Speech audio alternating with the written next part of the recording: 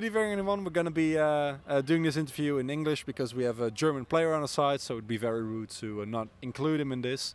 I have here the current top 4, if I'm not wrong, in the tournament. I'd like to talk all of you shortly, like who are you, what are you playing, and how are you enjoying yourself so far. So we'll start with you. You can introduce yourself.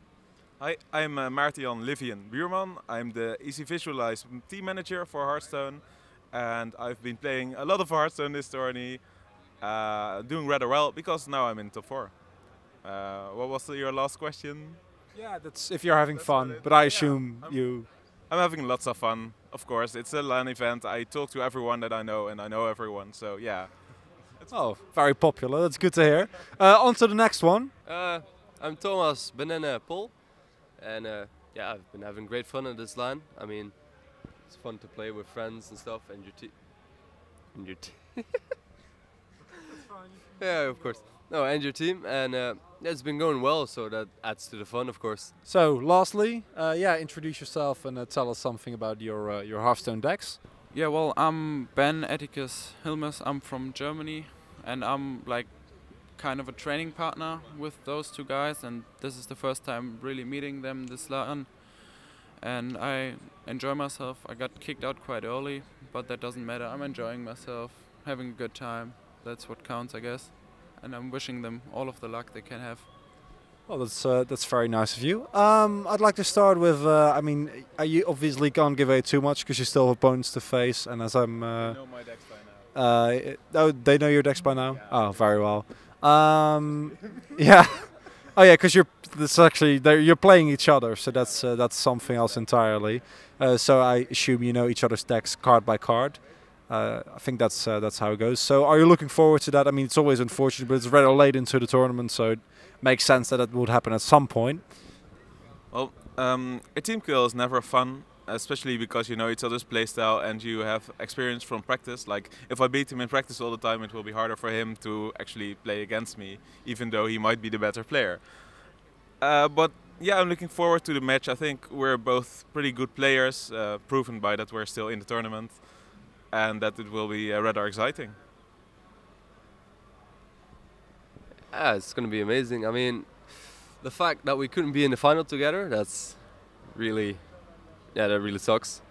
But at the other end, it's great to have an ECV player in the top 3, so I'm happy about that. I mean, I would ask you as well, but unfortunately, as you said, you dropped out. You mentioned that you were a training partner.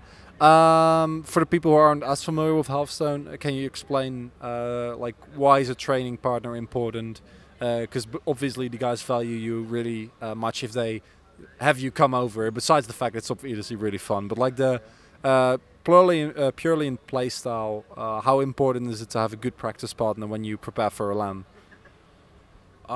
So a practice partner is really important because it's another person having a different look at the game, and it's always a person you can come to when you have like certain things you want to try, but you can't try on ladder because there are certain decks that just don't work on ladder because stupid aggro is played on ladder. And if you say like, well, I want to counter Zoo, and then as a practice partner you can go like, well, I'll play 20 games of Zoo, even though I might lose 18 of them, it's still for practice, so to see whether the deck is actually good against Zoo or not, for example. So it brings a lot of variety to like the standard way of just laddering your way through, because tournament decks are often quite different from ladder decks. So that's why I think they value me as a player. Yeah, thank you very much. You're mentioning how ladder decks are often very different from tournament decks. I assume it's because you have a lot of more opportunity to prepare for your opponent. Do you have any examples of decks in tournaments that are like really different? If it's like 2 free cards compared to the ladder counterpart.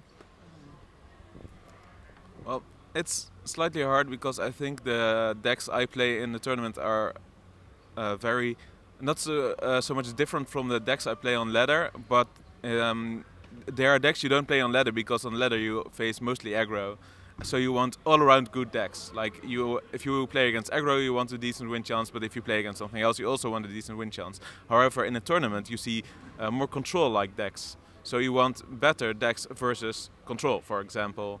Or if you think, well, at the beginning of this tournament, I thought like Zoo is kind of done right now. It's out of the meta, so people won't bring Zoo, so people will bring more mid-range, which means that I might want to bring control.